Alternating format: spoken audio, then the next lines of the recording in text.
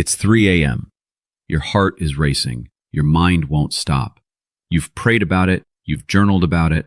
You've done the breathing. You've done the therapy. And still, the same tight chest at the same dark hour. The same loop of fear running on the same broken track. Your therapist gave you good tools that mostly help. Your pastor gave you good verses that mostly comfort. But the anxiety keeps coming back the same way. What if the Bible's answer is sharper than both of them? What if Paul wrote the exact protocol for your vagus nerve, 2,000 years before science even had a name for it? Philippians 4:6-7. One passage, 4 moves, 1 outcome. The peace that guards the heart and guards the mind. And modern neuroscience now confirms every single piece. Tonight you find out what your therapist hasn't read.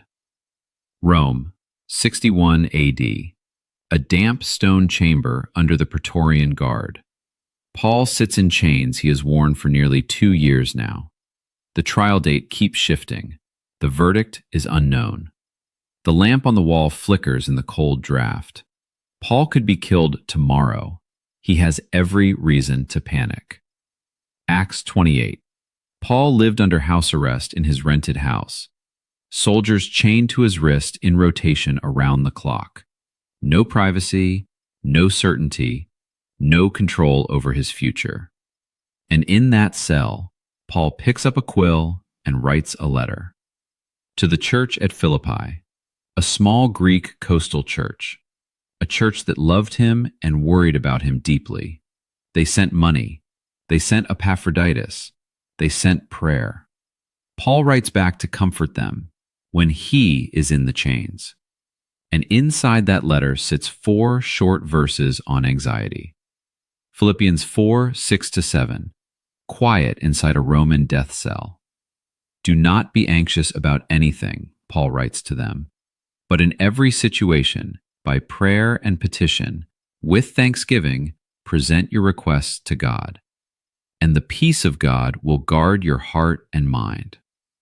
The man in chains is teaching the free how to find peace. Why is your brain so good at anxiety in the first place? The amygdala. 2 almond-shaped clusters deep in your brain. They run a 24/7 threat detection system from the moment you wake. They evolved to spot lions in the grass, to save your life.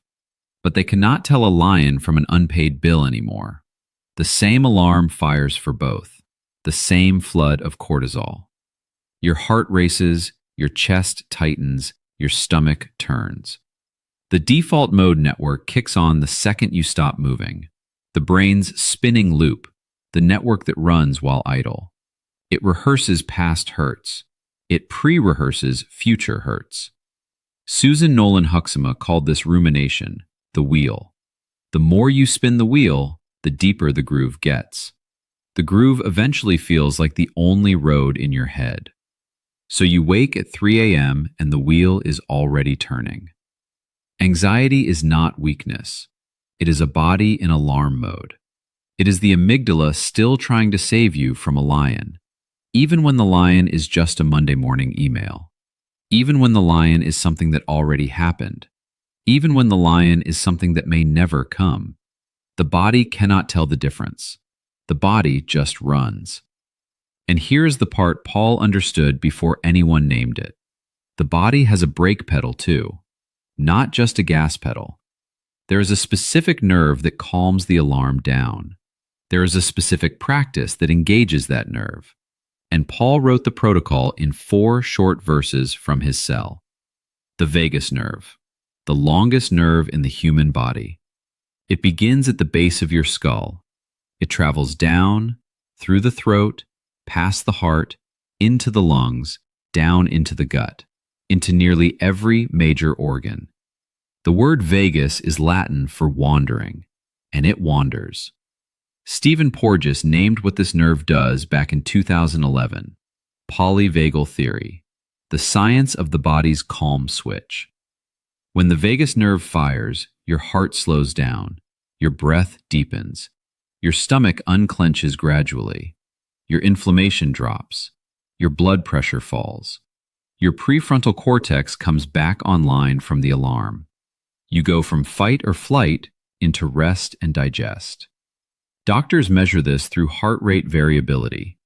HRV is the gap between heartbeats, and bigger is better. High HRV means your vagus nerve has strong tone. High HRV is the strongest predictor of stress recovery. Low HRV is linked to anxiety, depression, and burnout. The good news is the vagus nerve can be trained, not by willpower, not by white-knuckling through fear, by specific practices the body recognizes as safety. Slow exhale. Hum. Singing. Cold water on the face. Gratitude. Prayer spoken aloud. Specific words named slowly. Each of these flips the vagus nerve from idle to active. Each one drops the cortisol. Each one slows the heart. Each one quiets the spinning wheel for a moment. The body has an actual break. The body has actual access. The Bible knew this 2,000 years before the wiring map. Phil 4:6-7 is the protocol. The science is the confirmation. Prayer plus petition plus thanksgiving equals vagal activation. The piece that follows is not a metaphor. It is physiology. Paul was not the first Bible figure to know this either. Elijah collapsed under a broom tree in 1 Kings 19. He had just won the contest at Mount Carmel. Then Jezebel threatened his life, and his body broke. He ran a day into the wilderness. He sat down to die. It is enough. Take my life, Lord, he prayed alone. The shape of depression after a victory peak. And what does God do? He does not lecture. He does not rebuke. He sends an angel. He feeds Elijah bread and water. Twice. The text says twice. Eat, sleep, eat again. The body has to be fed before the soul can hear. Polyvagal theory says the same thing in clinical language. You cannot reason a body out of survival mode. You have to give the body a signal of safety first. Food, rest, slow breath. Then God speaks in a whisper. Not in the wind, not in the earthquake, not in the fire, in the still, small voice, the calm, vagal state. Jesus knew it too. Gethsemane, the night of arrest. Luke 22:44. His sweat was like drops of blood. Hematidrosis, a real medical condition under extreme stress. Tiny blood vessels burst under the sweat glands. Jesus is not pretending the anxiety. He is feeling it fully. And he prays 3 times with deepening surrender. Father, not my will, but yours be done. The same protocol Paul will write decades later. Paul learned the secret while chained to Roman soldiers. Philippians 4:11. I have learned to be content. The Greek word, emathon, means a slow, practiced learning, not a flash of insight, not a one-time prayer, a craft, a skill, a body retrained over years of pressure. Paul did not have peace because his life was easy.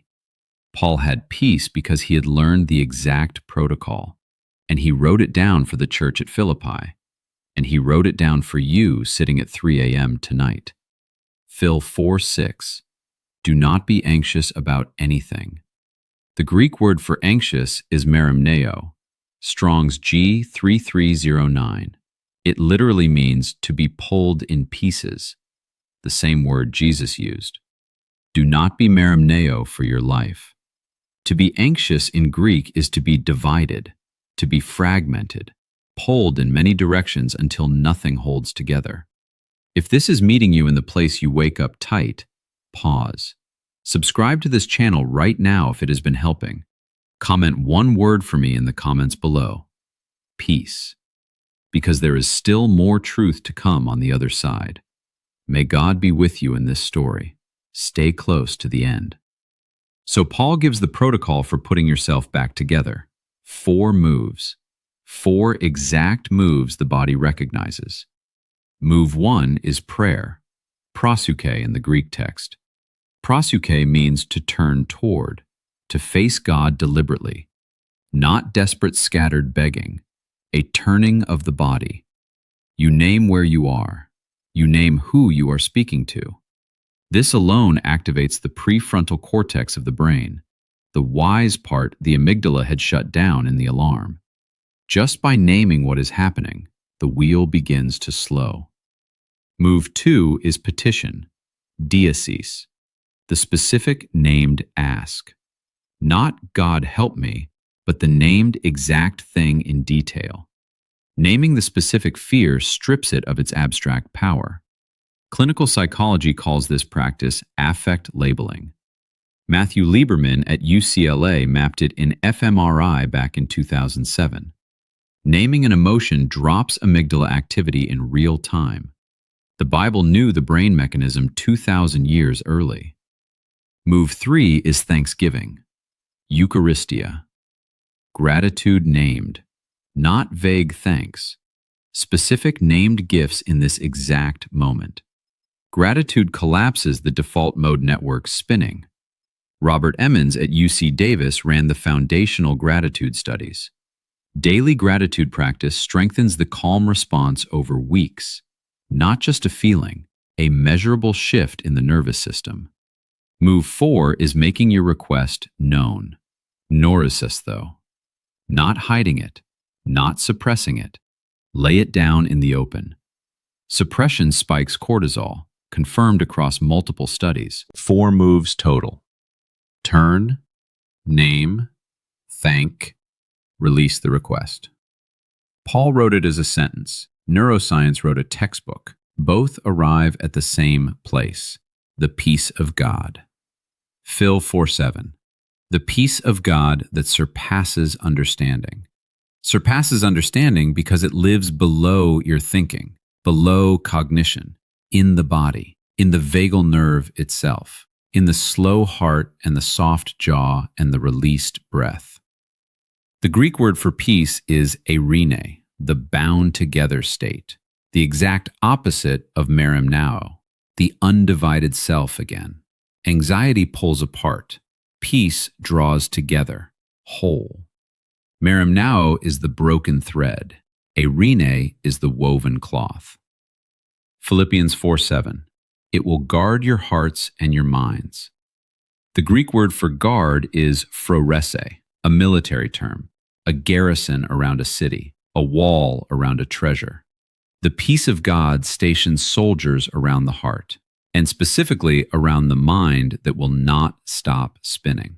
Soldiers the amygdala cannot push past anymore at all. This is not feeling calm. This is being defended actively. Even when the threat is still real, the defense holds. Paul wrote this from a cell where the threat was very real. The peace did not require the cell to open at all. The peace was the wall built inside the cell. And the wall held even when Paul knew Rome was real. Even when the soldiers chained to his wrist would not leave. Even when the trial date kept slipping further away each week. The peace still did its job inside that cage. And Paul wrote it down so the same wall could rise inside you. The same vagal protocol. The same 4 moves. The same guard. Turn, name, thank, release. And the peace comes home. Not because you are strong enough to make it come, because the body is built to receive it when you obey the protocol. The way the breath fills the lungs when the chest expands. The way the eyes adjust to light when the eyelid opens. The peace is the body returning to its own rest state, the state God designed your nervous system to inhabit, not the alarm state, the home state of the body. Paul did not invent the protocol. He uncovered it. The same protocol Elijah used under the broom tree. The same protocol Jesus used in Gethsemane that night. The same protocol David ran in every cave he ever hid in. So what does this look like tonight at 3 a.m. for you? The chest is tight, the mind spinning. The clock blinks 3:14. You do not have to fix the anxiety. You flip the switch. Step 1. Sit up, feet on the floor, eye on something real. Slow exhale through pursed lips. 6 seconds out, twice. This alone signals the vagus nerve that you are safe. Step 2. Turn toward God in 3 named words: Father, or Jesus, or God who sees me right here. Speak it aloud if you can. Speech engages the vagal pathway. Step 3. Name the fear out loud. Not vague, exact. I am afraid I will lose this job. Name it that exact. I am afraid the diagnosis will come back wrong. Name it. I am afraid I will be alone forever.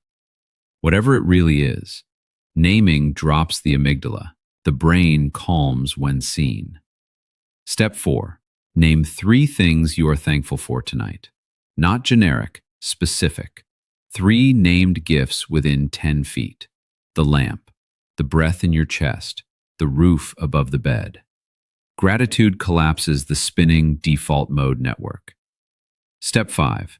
Lay the request down. Open palm if you can. I am giving you this fear. It is no longer mine to hold. The releasing gesture engages the body in the same direction. The body learns through posture what the mind decides in words. Step 6. Sit in the quiet for 1 full minute after. Do not fill the silence. Do not check the phone. Let the vagus nerve rise. Let the peace come. It may not come the first time. That is normal. Vagal tone is built like muscle. Slow, repeated, stubborn. Paul said, I have learned. Past perfect. A long lesson. You are learning too. The first night is just rep 1. The protocol works on the 100th night the same way. Some nights you will still wake at 3 a.m. tight in the chest. That is not failure. That is the amygdala doing its job. The job God designed it to do back in the garden. To keep you alive in a world that has real lions in it.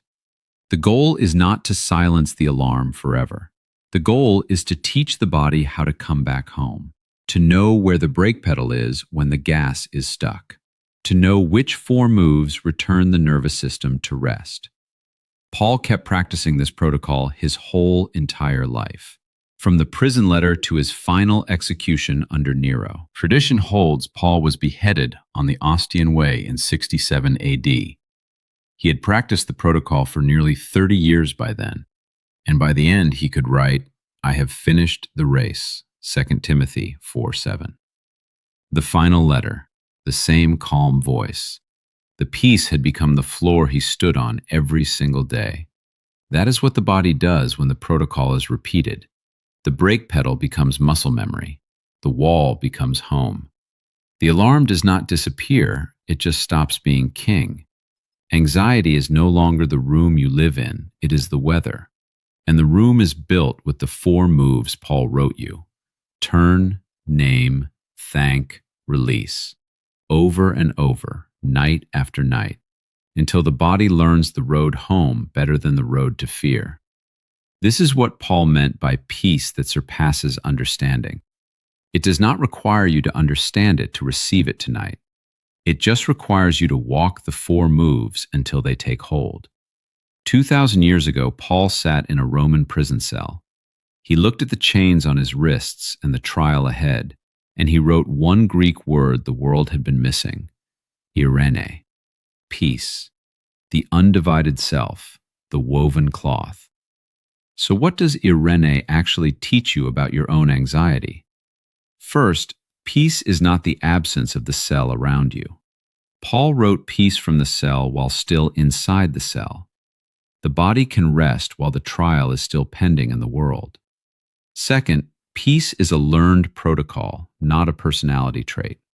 Elijah ate bread and slept twice before God spoke to him. You do not feel your way to peace. You practice your way in. Third, the body is the road, not the mind, not the prayer alone. The vagus nerve carries the peace the prayer initiates.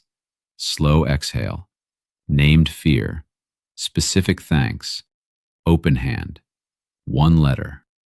Written by a chained man in a Roman house, carried by a friend across the Mediterranean by ship, copied by hand, passed across centuries of monks and scribes, translated into every language a mother prays in tonight. The ink has not faded, the protocol has not dimmed at all. The same peace Paul learned in chains is offered to you tonight, not because you are strong enough, but because Jesus already is. If this opens something, subscribe and share so others find this peace too. May God be with you in every breath back into the home of your body.